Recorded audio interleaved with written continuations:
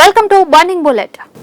No doubt దేశంలో రాజకీయ సమీకరణలు మారిపోతూ ఉన్నాయి.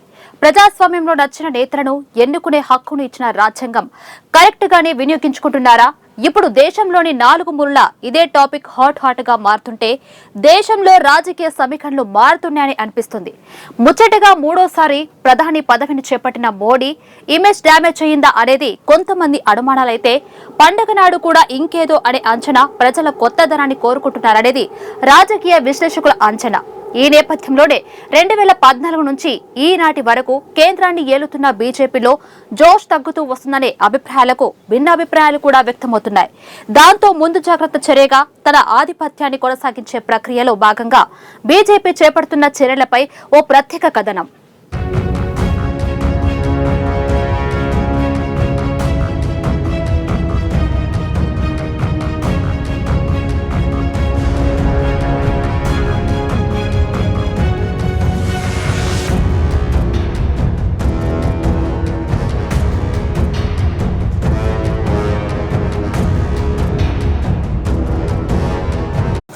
దశకానికి ముందు కేంద్రాన్ని ఏకఛత్రాధిపత్యంగా ఏలిన కాంగ్రెస్ కు ప్రత్యామ్నాయం లేదనేది జనం ఒప్పుకుని తీరాలి.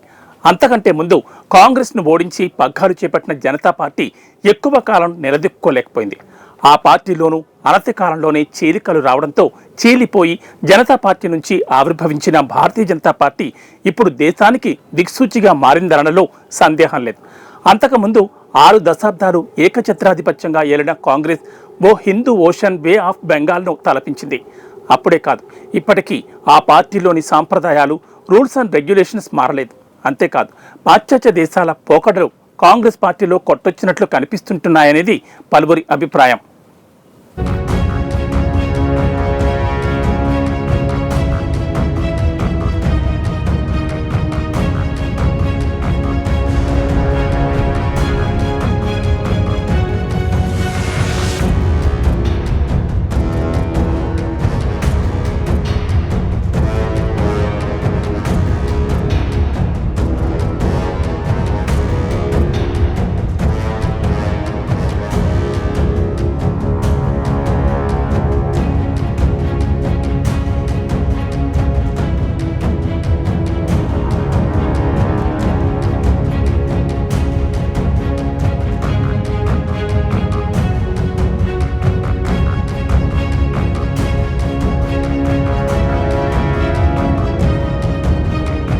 దాంతోపాటు రాజకీయం అంటే ప్రజాసేవకు బదులు అధికారం, హోదాలు, దర్జాలు, దర్పాలు, వీటితో పాటు ఇదో బిజినెస్ గానే భావించే నేతలకు కాంగ్రెస్ పార్టీలో కొదువ లేదనే అభిప్రాయాలు రాజకీయ విశ్లేషకుల నుంచి వ్యక్తమవుతున్నాయి. ఆ కారణంగానే ఇప్పటికీ ఆ పార్టీలో అంతర్గత విభేదాలు, ఆత్మాభిమానాలు జాస్తిగానే కనిపిస్తున్నాయి. ఈ నేపథ్యంలో కాంగ్రెస్ పాలిత స్టేట్స్లో ఏది కావలసిన ప్రజా ప్రయోజనాల కోసం స్వతహాగా నిర్ణయాలు తీసుకునే అధికారాలు రాష్ట్ర ప్రభుత్వాలకు లేవనేది సుస్పష్టం. ఆ మాటకొస్తే ప్రాంతీయ పార్టీల్లో కానీ జాతీయ పార్టీల్లో కానీ ఎమ్మెల్యేలు, ఎంపీలు స్వతహాగా నిర్ణయాలు తీసుకునే అధికారాలు లేవనే చెప్పాలి.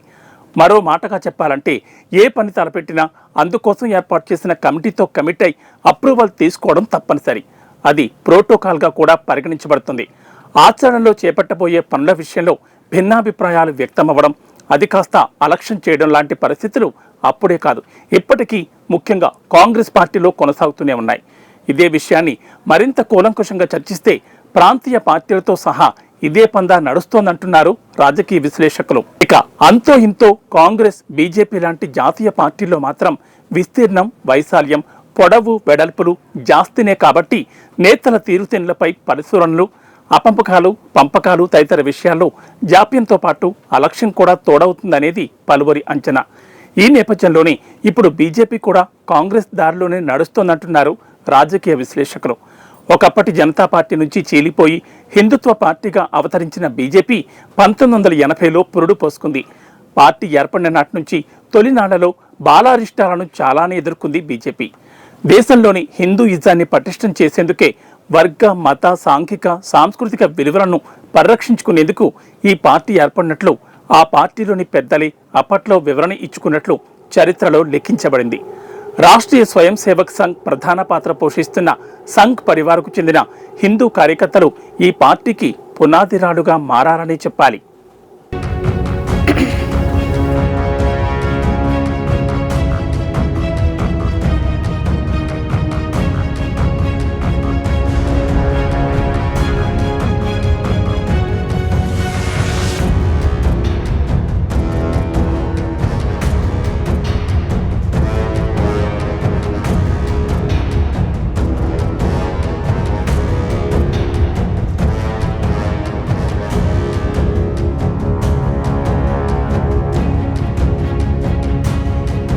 అప్పటికే 4 దశాబ్దాల పాటు ఏకఛత్రాధిపత్యంగా కేంద్రాన్ని ఏలిన కాంగ్రెస్ కు వ్యతిరేకంగానే బీజేపీ ఏర్పడినట్టు తెలుస్తుంది. కానీ ఎంత ప్రయత్నించినా కాంగ్రెస్ ను ఢీకొట్టే స్థాయి బీజేపీకి అప్పట్లో లేదనే చెప్పాలి. ఈ నేపథ్యంలో ప్రాంతీయ పార్టీలతో అప్పట్లోనే పొత్తు పెట్టుకున్నట్లు తెలుస్తుంది. మరో మాటగా చెప్పాలంటే పార్టీ హిందూయిజం కోసం పుట్టినా హిందువుల్లో అప్పటికీ బీజేపీపై అంత విశ్వాసం, నమ్మకం కుదిరినట్లు కనిపించలేదు. మరోవైపు కాంగ్రెస్ ప్రభంజనం, ఇందిరాగాంధీ, రాజీవ్ గాంధీల మీద అభిమానం ఓ రేంజ్ లో దేశం యావత్తు కొనసాగుతుంటే బీజేపీ వైపు హిందువులు కూడా ఎక్కువ మంది దృష్టి సారించలేదని అభిప్రాయాలు రాజకీయాల విశ్లేషకుల గురించి వ్యక్తమవుతున్నాయి.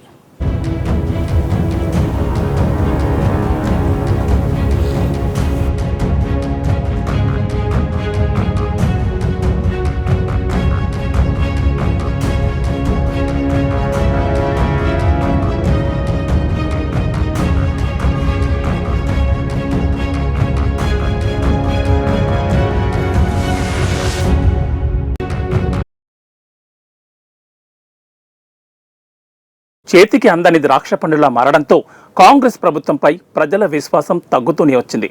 ఈ నేపథ్యంలోనే ప్రత్యామ్నాయం కోసం ఎదురుచూస్తున్న ప్రజలు 1975-77 మధ్యకాలంలో జనతా పార్టీని ఎన్నుకున్నారు. కానీ అందులో కూడా అతి తక్కువ కాలంలోనే అధికార పంపకాలు, లక్ష్యాలు, లక్షణాలు పొసగకపోవడంతో మరో చీలిక ఏర్పడింది. అదే ఈనాటి భారతీయ జనతా పార్టీగా ఆవిర్భవించి 2014 నుంచి 2029 వరకు హ్యాట్రిక్ కొట్టింది. 1980లో అటల్ బిహారీ వాజ్పేయి, లాల్ కృష్ణ అద్వానీ ఆధ్వర్యంలో ఏర్పడిన బీజేపీకి వాజ్పేయి తొలి అధ్యక్షుడిగా బాధ్యతలు చేపట్టారు. 1984లో ఇందిరాగాంధీ హత్యానంతరం లోక్సభకు జరిగిన ఎన్నికల్లో కాంగ్రెస్ పార్టీ ప్రభంజనానికి బీజేపీ కుప్పకూలిపోయింది. ఇందిరమ్మ మరణం సెంటిమెంట్తో ఓటర్లంతా కాంగ్రెస్ పక్షాన్ని నిలబడడంతో కాంగ్రెస్ అత్యధిక స్థానాలను గెలుచుకుని అధికారాన్ని చేపట్టింది. 1989 లోక్సభ ఎన్నికల్లో 88 సీట్లను గెలుచుకుని జనతాదళకు మద్దతిచ్చి వీపీ సింగ్ను ప్రధానమంత్రిని చేసింది. అయోధ్యలో రామజన్మభూమి మందిరాన్ని కట్టాలనే ప్రపోజల్తో ఏకీభవించని ప్రభుత్వం లాలూ ప్రసాద్ యాదవ్ వైఖరిపై అప్పట్లో బీజేపీ పెద్ద ఆయన అద్వానీని అదుపులోకి తీసుకోవడం లాంటి పెద్ద పెద్ద సంఘటనలే జరిగాయి. దాంతో ప్రజల్లో, ముఖ్యంగా హిందువుల్లో ఈ ఘటన ఎంతో కొంత గాయాన్ని రేపినట్లయింది. మరోవైపు అరెస్టును నిరసిస్తూ బీజేపీ అక్టోబర్ 23, 1990లో తన మద్దతును ఉపసంహరించుకోవడంతో కథ మళ్లీ మొదటికొచ్చినట్లయింది.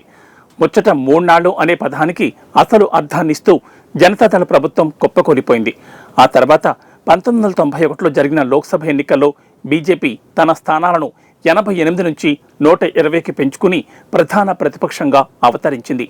దాంతో ఈ దఫా మాత్రం కాంగ్రెస్ మైనార్టీ ప్రభుత్వంగా కొనసాగింది.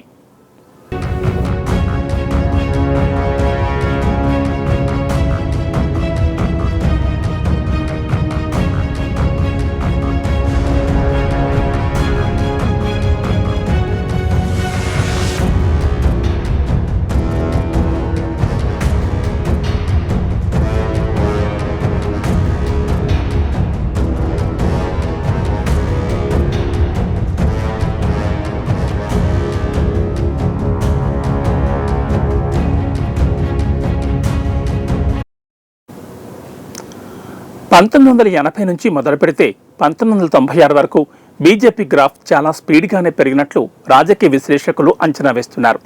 నిరంతర కృషి, కాంగ్రెస్లో గ్రూపిజం, పదవుల పందేరాలు, ఢిల్లీ నుంచి మొదలు పెడితే గల్లీ వరకు ఆ పార్టీలో నేతలతో పాటు కార్యకర్తల మధ్య పొతగని వైనం కాంగ్రెస్ పార్టీపై అసక్తత, నైరాస్యం, అపనమ్మకంతో పాటు ప్రజల్లో విసుగును కూడా పుట్టించాయంటే అతిశయోక్తి కాదు. 1996 ఈ నేపథ్యంలోనే బీజేపీ వైపు గ్రాఫ్ పెరిగినట్లు తెలుస్తోంది. 1998లో ఎన్డీఏ కూటమితో కలిసిన బీజేపీకి అత్యధిక స్థానాలు లభించాయి. అప్పుడే అటల్ బిహారీ వాజ్పేయి ప్రధానమంత్రిగా బాధ్యతలు చేపట్టారు. 1999లో ఏఐఏడీఎంకే అధినేత్రి జయలలిత ఎన్డీఏ కూటమి నుంచి వైదొలగడంతో 1999లో ఎన్నికలు అనివార్యమయ్యాయి. ఆ ఎన్నికల్లో 303 స్థానాలను గెలుచుకున్న కూటమి కేవలం బీజేపీకి 183 స్థానాలు లభించాయి. అప్పుడు కూడా వాజ్పేయి ముచ్చటగా మూడోసారి ప్రధానమంత్రిగా బాధ్యతలు స్వీకరించారు.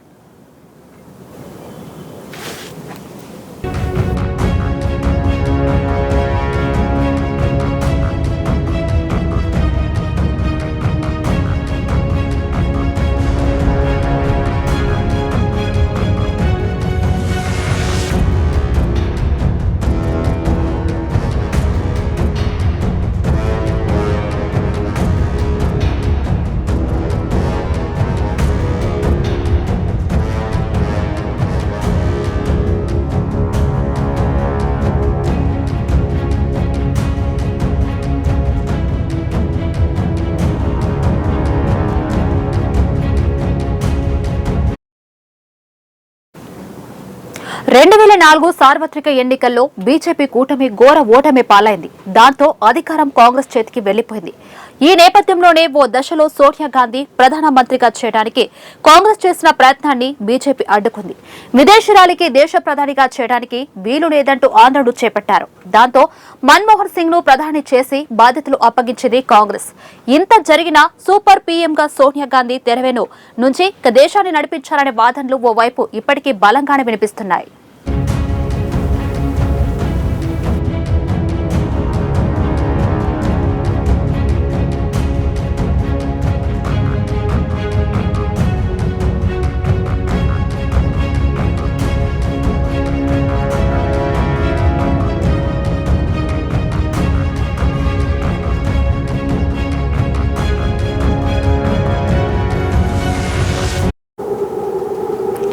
ఈ నేపథ్యంలోనే కాంగ్రెస్ పై పూర్తి విరక్తిని పెంచుకోవడానికి అంతర్గత కుమ్ములాటలు ఒకెత్తైతే ఆంధ్రప్రదేశ్ విభజనపై వెల్లువెత్తిన ప్రజా వ్యతిరేకత దక్షిణాదిలోనే పెద్ద సంచలనంగా మారింది.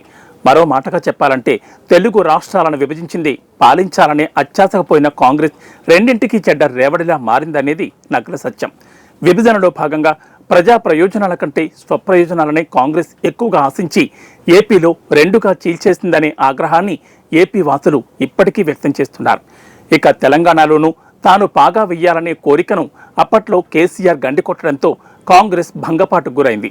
ఇక ఓ దశలో బీజేపీ బీఆర్ఎస్తో ఢీ అంటే ఢీ అనే రేంజ్లో కొనసాగింది. ఆ రెండు పార్టీల వైరం దాంతో బీఆర్ఎస్కు బీజేపీనే ప్రత్యామ్నాయం అనుకునే దశలోనే అటు ఓటర్లకు ఇటు రాజకీయ విశ్లేషకులకు షాకిస్తూ 2024 ఎన్నికల్లో కాంగ్రెస్ తెలంగాణను ఎగరేసుకుపోయింది. దాంతో నోరు వెళ్లబెట్టిన రాజకీయవేత్తలు సైతం ఏం జరిగిందో తెలియక ఇప్పటికీ తలలు పట్టుకున్నారు.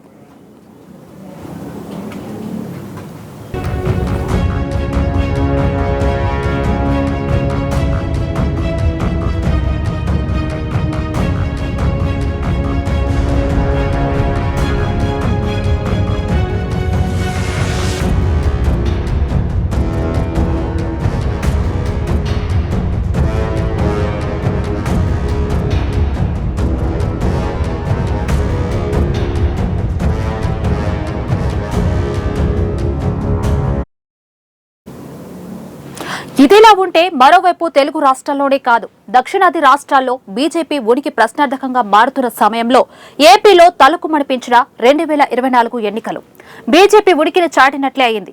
మరో మాటగా చెప్పాలంటే దక్షిణాదిన ప్రాంతీయ పార్టీల హవా ఓ సునామీలా చుట్టేస్తుంటే జాతీయ పార్టీలు మాత్రం ఉనికిని చాటుకునే ప్రయత్నాలు చేస్తూనే ఉన్నాయి. దాంతో ముఖ్యంగా తెలంగాణలో పాగా వెలసిన బీజేపీ కాంగ్రెస్ కు పగ్గాలు అప్పగించి అధికార బీఆర్ఎస్ ను ఇంటికి పంపించడానికి కారణమైంది. మరోవైపు అదే బీజేపీ ఉనికి ఏపీలోనూ ప్రశ్నార్థకంగా మారుతున్న వేళ జనసేన అధినేత పవన్ కళ్యాణ్ పుణ్యమా అంటూ ఏపీలో ఏదో మూలన అధికారం చెలాయిస్తుంది.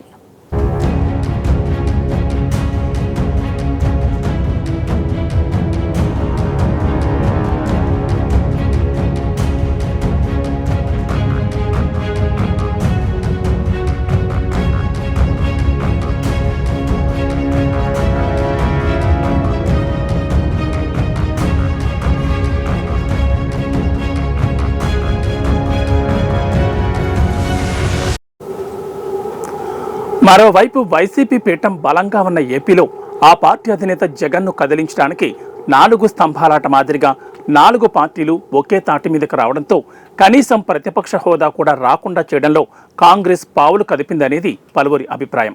ఇక్కడ ట్విస్ట్ ఏంటంటే టీడీపీ జనసేనల ఉమ్మడి దండోరాకు చివరిలో జత కలిసిన బీజేపీ ప్రమేయం పెద్దగా లేకపోయినా కథ చివరికొచ్చేసరికి అధికారంలో భాగస్వామిగా మారడం నిజంగానే లక్కగా భావించాలంటున్నారు విశ్లేషకులు. అధికార వైసీపీకి కంటిలో నలుసులా మారిన కాంగ్రెస్ ఆయుధాన్ని పట్టిన షర్మిల లంక గుట్టును రట్టు చేసిన చందాన అన్న గుట్టును రట్టు చేసి చివరికి ప్రతిపక్ష హోదా కూడా దక్కకుండా చేసిందనేది మరో వాదన. సెంటిమెంట్స్ ఎక్కడ వర్కౌట్ కాకపోయినా ముఖ్యంగా రాజకీయాల్లో మాత్రం ఫుల్గా వర్కౌట్ అవుతాయని కాంగ్రెస్ కాలం నుంచి ఈనాటి తెలంగాణ వైఎస్ఆర్సీపీ వరకు పక్కా నిదర్శనాలు కనిపిస్తూనే ఉన్నాయి. కాకపోతే ఆ పార్టీ అధినేత్రి షర్మిల వైఎస్ఆర్ కూతురి సెంటిమెంట్తో తెలంగాణ పార్టీని కాంగ్రెస్లో విలీనం చేసేసి ఏపీలో ఏపీ పీసీసీ హోదాను దక్కించుకున్నారు. దాంతో వాస్తవాలు అవాస్తవాలు ఒక్కసారి పక్కన పెడితే అధికార వైసీపీ అధినేత అన్న జగన్పై విమర్శాస్త్రాలు ఎక్కుపెట్టారు. దాంతో కార్యకర్తల్లోనూ ఎంతో కొంత గందరగోళం ఏర్పడినా చివరికి షర్మిల మాటలే ఎక్కువ మంది తలకు ఫుల్లుగా ఎక్కేశాయంటున్నారు స్థానికులు. ఈ నేపథ్యంలోనే అధికార వైసీపీ ఘోర ఓటమికి కారణమైన అన్న జగన్ను ఇంటికి పంపించిన ఏపీ కాంగ్రెస్ అధినేత షర్మిల పార్టీని తిరిగి ఉనికిలోకి తీసుకొచ్చిన బీజేపీని అధికారంలోకి తీసుకొచ్చారనేది పలువురి వాదన.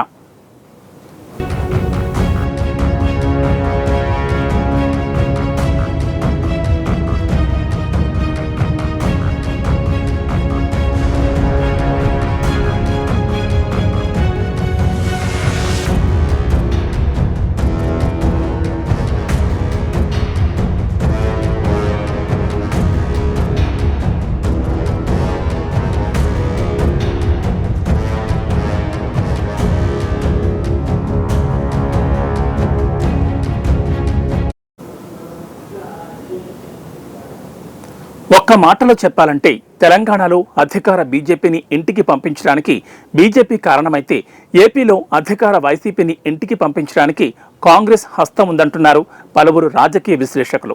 ప్రధాన సూత్రధారులు టీడీపీ జనసేనలైతే ఇక్కడ కాంగ్రెస్ మాత్రం జగన్ అధికారానికి చరమగీతం పాడింది మాత్రం షర్మిలనే అనేది పలువురి వాదన. ఈ నేపథ్యంలోనే టీడీపీ జనసేనలతో పొత్తు పెట్టుకున్న బీజేపీ మొహమాటంగానైనా పవన్ మాటను కాదనలేక పోటీ చేసినట్లు ఆ పార్టీలోని ప్రముఖ నేతలు స్పష్టం చేస్తున్నారు. ఇక తాజా పరిణామాల ప్రకారం చూస్తే దేశంలో బీజేపీపై నీలి నీడలు వ్యాపిస్తున్నాయా అనే అనుమానాలు వ్యక్తమవుతున్నాయి. మొన్న తెలంగాణ నుంచి మొదలు పెడితే ఈనాటి జమ్మూ కాశ్మీర్, హర్యానా ఎన్నికల వరకు ఊహకు అందని ఫలితాలు రావడం ఇప్పటికీ అంతుచిక్కని ప్రశ్నగానే మిగిలిపోయింది. మొన్నటి తెలంగాణ ఎన్నికల్లో బీజేపీ లీడ్లో ఉంటుందని, 2024 ఎన్నికల తర్వాత తెలంగాణ బీజేపీ వశం అవుతుందని ఊహించిన రాజకీయ పండితులను సైతం ఉక్కిరి బిక్కిరి చేస్తూ బీజేపీని వెనక్కి నెట్టి అధికారాన్ని చేపట్టిన కాంగ్రెస్ అధిష్టానం వేసిన ఎత్తుగడలేంటో ఇప్పటికీ అంతుచక్కని సమాధానాలుగానే మిగిలిపోతాయంటే అతిశయోక్తి కాదు.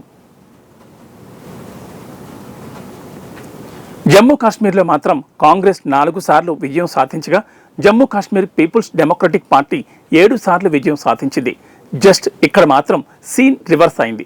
హర్యానాలో కాంగ్రెస్ ఎక్స్పెక్టేషన్స్, జమ్మూ కాశ్మీర్లో బీజేపీ ఎక్స్పెక్టేషన్స్ ఓవర్ కాన్ఫిడెన్స్ కావడంతో ఫలితాలు కుడి ఎడమలా తారుమారయ్యనేది రాజకీయ పండితుల అభిప్రాయాలతో పాటు పలు వామపక్ష పార్టీలు కూడా ఏకీభవిస్తున్నాయి.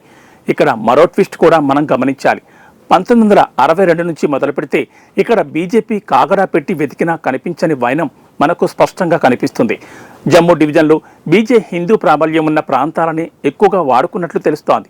జమ్మూలోని 43 స్థానాల్లో బీజేపీ 29 స్థానాల్లో విజయం సాధించింది.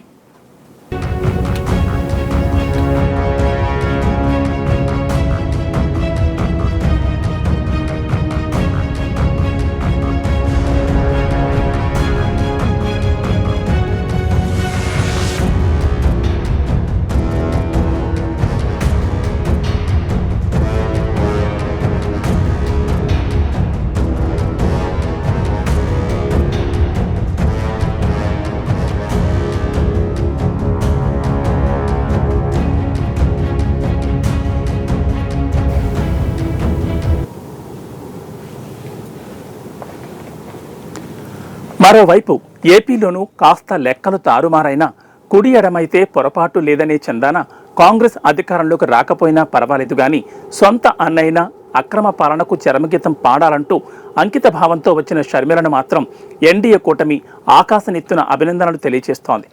ఆమెలోని ప్రజా సంక్షేమాన్ని, రాష్ట్ర భవిష్యత్, ప్రజల అభివృద్ధిపై ఉన్న చిత్తశుద్ధి తెర వెనుక బీజేపీ అధికారంలోకి రావడానికి ప్రోత్సహించిందనే అభిప్రాయాలు పలువురు నుంచి వ్యక్తమవుతున్నాయి.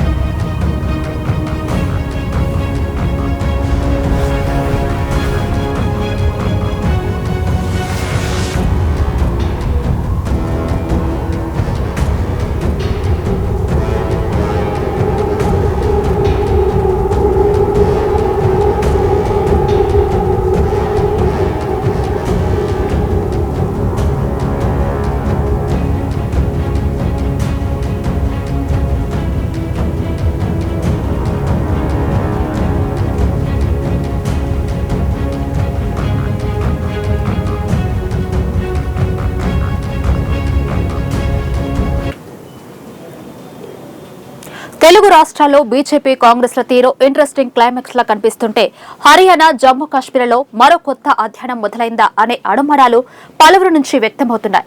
తెలంగాణలో అసలు కడుచూపు మేర కనిపించడం లేదని అభిప్రాయాలు కాంగ్రెస్ పార్టీ గురించి చెబుతుంటే ఏపీలో మాత్రం జాతి పార్టీలు, కాంగ్రెస్, బీజేపీలకు ఇక్కడ కాలం చెల్లిపోయిందనే అభిప్రాయాలు రాజకీయ విశ్లేషకుల నుంచి వెల్లువెత్తాయి.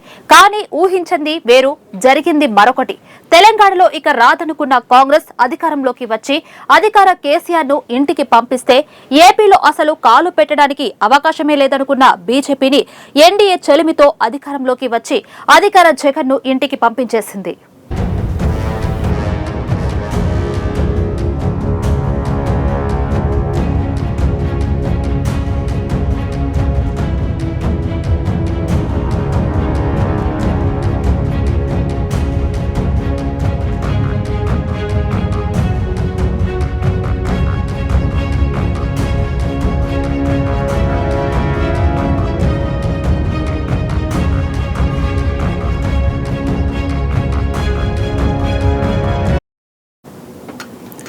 రెండు తెలుగు రాష్ట్రాల స్వారూప్యత విభిన్న స్వరూపాలతో కనిపిస్తుంటే జమ్మూ కాశ్మీర్, హర్యానాల తీరుతెన్నులు మరో కోణాల్లో కనిపిస్తున్నాయి. అందరూ ఊహించినట్టుగా అధికార బీజేపీ రెండు చోట్ల అధికారాన్ని చేజిక్కించుకుంటుందనే అభిప్రాయాలు వ్యక్తం చేస్తుంటే మరోవైపు ఎగ్జిట్ పోల్స్ కూడా తలకిందులు చేస్తూ వెలువడిన రిజల్ట్స్ రాజకీయ పండితులను సైతం మైండ్ బ్లాక్ చేశాయంటే మీరు నమ్ముతారా? హర్యానాతో పాటు జమ్మూ కాశ్మీర్ అసెంబ్లీ ఎన్నికల ఫలితాలు బీజేపీ తన ఎన్నికల యంత్రాంగాన్ని నిలుపుకోవడమే కాకుండా అధికార వ్యతిరేక సెంటిమెంట్లకు వ్యతిరేకంగా ఎన్నికల మద్దతును కూడగట్టుకుంటుందని స్పష్టంగా తెలుస్తోంది.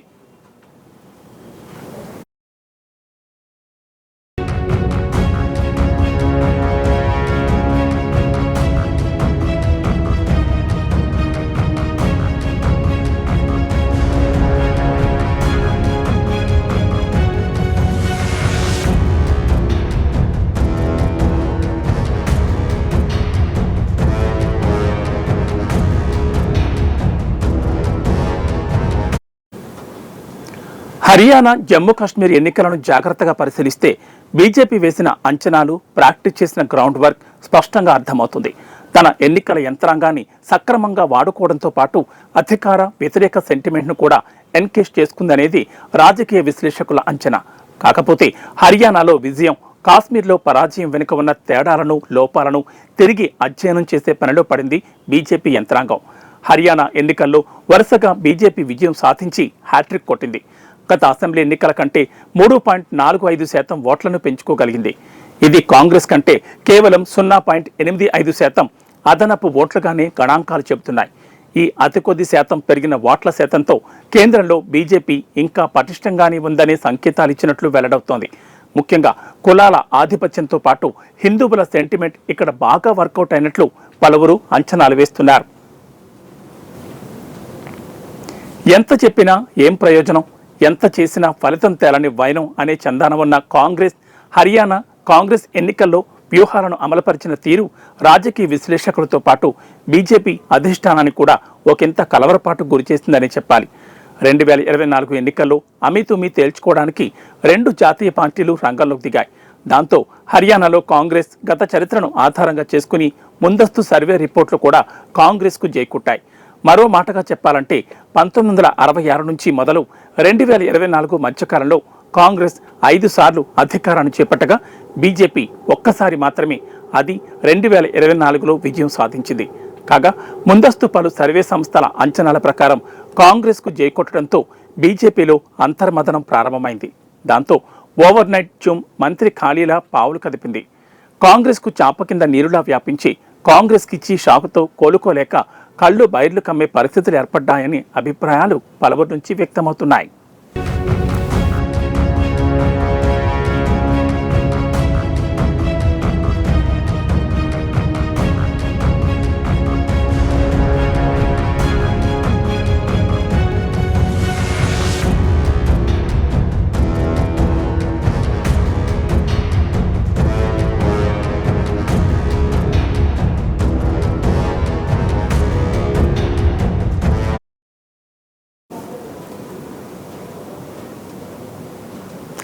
ఇక జమ్మూ కాశ్మీర్ విషయానికి వస్తే బీజేపీపై భారీ ఎఫెక్ట్ పడడానికి కారణం 370 ఆర్టికల్. ఈ వ్యవహారం కశ్మీర్ సరిహద్దులు దాటి పాకిస్తాన్ వరకు పాకడంతో ఇక్కడ టెర్రరిస్టుల అటాక్లు, భద్రతా దళాలపై విరుచుకుపడిన కశ్మీర్ లోయలో అశాంతి వెరసి బీజేపీ వైఫల్యాలుగా స్పష్టంగానే కనిపిస్తున్నాయి. దాంతో ప్రత్యామ్నాయంగా కాంగ్రెస్ పక్షాన ఓటర్లు మొగ్గు చూపినట్లు తెలుస్తోంది. ఈ పరిణామమే బీజేపీకి ప్రధాన కారణంగా విశ్లేషకులు కూడా భావిస్తున్నారు. పునర్వ్యవస్థీకరణ చట్టం 2019 ద్వారా లెఫ్టినెంట్ గవర్నర్, ఎమ్మెల్యేలను నామినేట్ చేసే అధికారం ఇక్కడి ప్రజలకు ఆందోళన కలిగిస్తోంది. తాము అధికారంలోకి వస్తే కేంద్రపాలిత ప్రాంతంగా ఉన్న జమ్మూ కాశ్మీర్ను స్వయం ప్రతిపత్తి కలిగిన రాష్ట్రంగా తీర్చిదిద్దుతామంటూ బీజేపీ ఇచ్చిన హామీని తుంగలో తొక్కేయడంతో ఆ పార్టీ ఓటమికి కారణమైందనేది రాజకీయ విశ్లేషకుల అంచనా. జమ్మూ కాశ్మీర్ ప్రాంతాల్లో ఎన్నికల ఫలితాలు మతపరమైన విద్వేషాలను రెచ్చగొట్టే విధంగా బీజేపీ ఆధిపత్యం చలాయిస్తుందనే అభిప్రాయాలు లోయవాసులకు బలంగా నాటుకుపోయాయి. దాంతో మోదీ పరిపాలన కాస్త హిట్లర్ పాలనగా అభివర్ణిస్తున్నారు. చివరిగా ఆర్టికల్ 370 రద్దుకు సంబంధించిన అన్ని మనోవేదనలను తొలగిపోయే విధంగానే ఇప్పుడు అధికారంలోకి వచ్చిన కాంగ్రెస్ చర్యలు తీసుకోబోతుందనేది ఆశాభావాన్ని వ్యక్తం చేస్తున్నారు.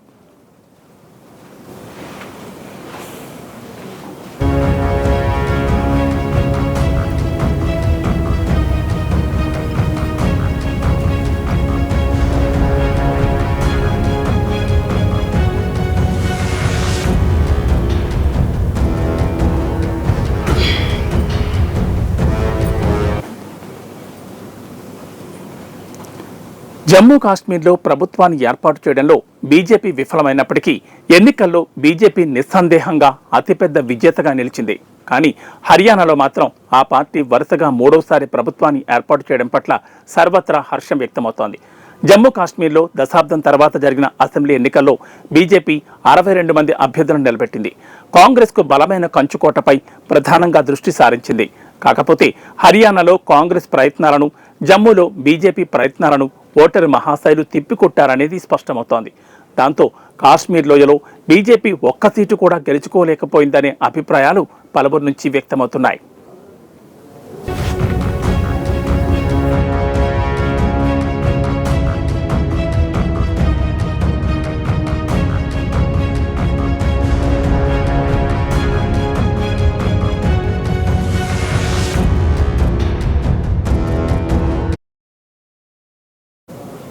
హర్యానా, జమ్మూ కాశ్మీర్ ఎన్నికల ఫలితాలు కేంద్రంలోని నరేంద్ర మోడీ సర్కార్కు బీజేపీకి గొప్ప రిలీఫ్ కలిగించనే అభిప్రాయాలు పలువురు నుంచి వ్యక్తమవుతున్నాయి. అయితే వాస్తవానికి ఆ 2 రాష్ట్రాల ఎన్నికల్లోనూ బీజేపీకి చావు తప్పి కన్నులొట్టపోయిందన్న చందాగానే ఫలితాలు వచ్చని రాజకీయ వర్గాల్లో ఓ టాక్ నడుస్తుంది. వాస్తవానికి హర్యానా బీజేపీకి దక్కితే జమ్మూ కాశ్మీర్ను కాంగ్రెస్ దక్కించుకుంది. దాంతో ఈ ఎన్నికల్లో బీజేపీ సాధించింది పెద్దగా ఏమీ లేదనే అభిప్రాయాలు రాజకీయ విశ్లేషకుల్లో వ్యక్తమవుతుంది.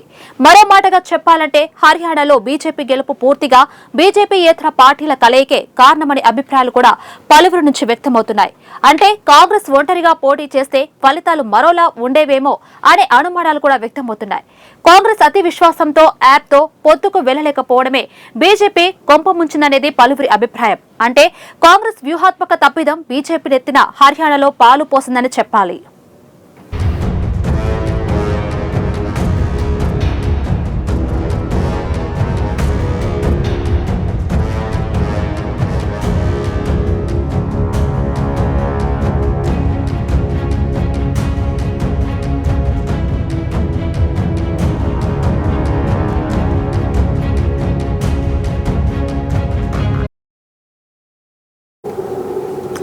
నిజానికి గత 10 ఏళ్లుగా రాష్ట్రంలో అధికారంలో ఉన్న బీజేపీ సర్కార్పై ప్రజలలో తీవ్ర వ్యతిరేకత ఉన్నట్లు తాజాగా నిర్వహించిన పలు సర్వేలు కూడా వెల్లడించాయి.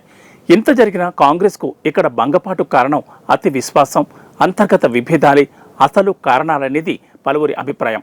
దానికి తోడు మోడీ సర్కార్ రైతాంగ వ్యతిరేక విధానాల కారణంగా రైతులు బీజేపీ పట్ల ఆగ్రహంతో ఉన్నారు. దీంతో ఎన్నికల ప్రకటనకు ముందే బీజేపీ ఓటమిని అంగీకరింపచేసిన పరిస్థితి.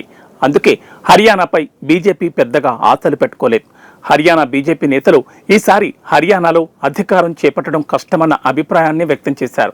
ఆ పార్టీ అంతర్గతంగా చేయించుకున్న సర్వేలు సైతం అదే విషయాన్ని తేటతెల్లం చేశాయి.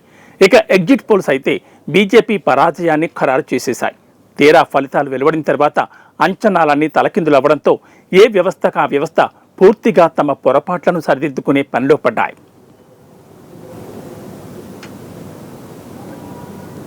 ఇక జమ్మూ కాశ్మీర్ విషయానికి వస్తే ఇక్కడ ఇండియా కూటమి విజయం బీజేపీకి నిజంగా శరాఘాతంగానే భావించాలి. అత్యంత కీలకమైన ఈ రాష్ట్రంలో ఎలాగైనా అధికారం చేపట్టాలని బీజేపీ వేసిన ఎత్తుగళ్లన్నీ కాంగ్రెస్ ముందు చిత్తుగా ఓడిపోయాయనే చెప్పాలి. దాంతోపాటు ప్రజల విశ్వాసాన్ని పూర్తిగా సంపాదించుకోలేని పీడీపీతో పొత్తు పెట్టుకోవడం బీజేపీ ఓటమికి ప్రధాన కారణంగా మరికొంతమంది చెబుతున్నారు.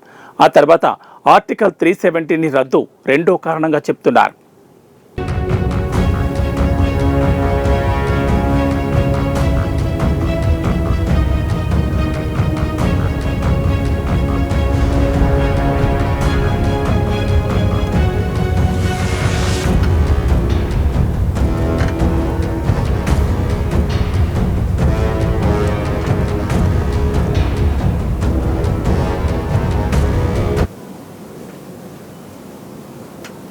ముఖ్యంగా హర్యానా విషయంలో ఎగ్జిట్ పోల్స్ తప్పని మరోసారి రుజువైంది. ఇక్కడ కాంగ్రెస్ అఖండ విజయాన్ని నమోదు చేస్తుందని ఎగ్జిట్ పోల్స్ జోస్యం చెప్పిన కథ ఎందుకు అడ్డం తిరిగింది? అదేవిధంగా జమ్మూలోనూ బీజేపీ భారీ మెజార్టీ కాకపోయినా జెండా పాతుతుందనే అభిప్రాయాలతో పాటు ఎగ్జిట్ పోల్స్ కూడా బాజా బజాయించాయి. కానీ చివరికి జరిగింది ఎంతో కళ్ళారా చూసిన తర్వాత డామిట్ అనడం తప్ప జీ హుజూర్ అంటూ అంగీకారం తెలిపాయి ఆ రెండు జాతీయ పార్టీలు. తాజా పరిణామాల ప్రకారం బీజేపీని దెబ్బకొట్టిన 370 ఫిగర్ కాంగ్రెస్కు ఓట్లు పడేలా చేసిందంటున్నారు విశ్లేషకులు. అదే హర్యానాలో మాత్రం బీజేపీ సీన్లోకి రావడం కాంగ్రెస్ అంతర్గత విభేదాలతో పాటు కేంద్రంలో అధికారంలో బీజేపీకి పట్టం కడితే రాష్ట్ర అభివృద్ధి సాధిస్తుందనే అభిప్రాయాలతో ఓట్లు పడి ఉంటాయనే అభిప్రాయాలు మరికొందరిలో వ్యక్తమవుతున్నాయి.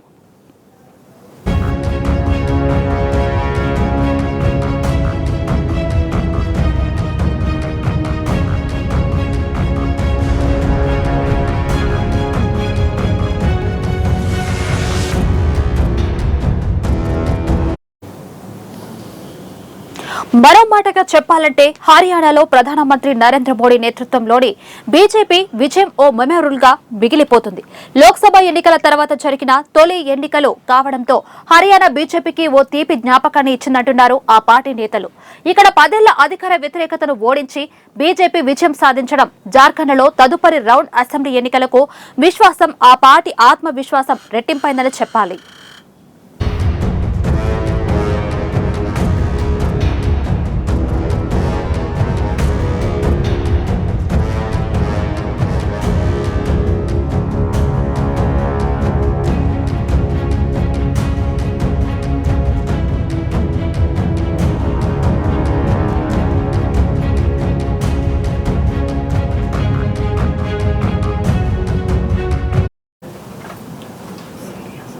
జాతీయేతర ఓట్లను ప్రత్యేకించి ఓబీసీలతో పాటు పంజాబీలను సంఘటితం చేయాలనే బీజేపీ వ్యూహం చాట్లో దళితులు, ముస్లింలు కాంగ్రెస్ లెక్కలను తుంగలో తొక్కినట్లు కనిపించింది.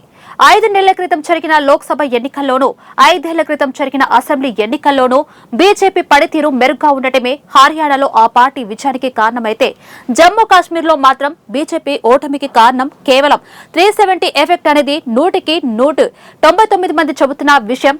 సో కాశ్మీర్లో ఎన్నికైన ప్రభుత్వం స్థానిక జనాభాకు ప్రయోజనకరంగా ఉంటుందని భావిస్తే హర్యానాలో బీజేపీ గెలుపు ఆ రాష్ట్ర ప్రయోజనాలకు అద్భుతాలను సృష్టిస్తుందని జరుగుతుందనే అభిప్రాయాలతో మీరు ఏకీభవిస్తున్నారు. ముచ్చటగా మూడోసారి ప్రధానమంత్రి బాధ్యతలు చేపట్టిన మోడీజీ జమ్మూ కాశ్మీర్ వివాదాన్ని ఎలా దారిలోకి తీసుకురాగలరో ఎదురు చూద్దాం. అయితే ఇక్కడ తరచు తలెత్తే టెర్రరిజం తాజాగా చాలా వరకు తగ్గిపోయిందనే అభిప్రాయాలు పలువురు నుంచి వ్యక్తమవుతున్న తరుణంలో మీ అభిప్రాయాలను మాతో పంచుకోండి. నిజానికి జమ్మూలోయలో భారత్ ఆధీనంలో శాంతి భద్రతను నెలకొల్పగలిగితే ఇక అంతకంటే భారత్ కు కావాల్సింది ఏముంది? అందరికీ ఆమోదం. కాశ్మీర్ భారత్ అంతర్భూభాగం. ఈ నగ్న సత్యాన్ని పొరుదాయది దేశం తెలుసుకోగలిగితే లేదా బీజేపీ అధికారంలోకి ఉండగా ప్రధాని నరేంద్ర మోడీజీ తెలియచెప్పగలిగితే యావత్ భారతదేశం అప్పుడు చెబుతుంది మనస్ఫూర్తిగా హ్యాట్స్ ఆఫ్. అంతవరకు మేరా భారత్ మహాన్. జై హింద్.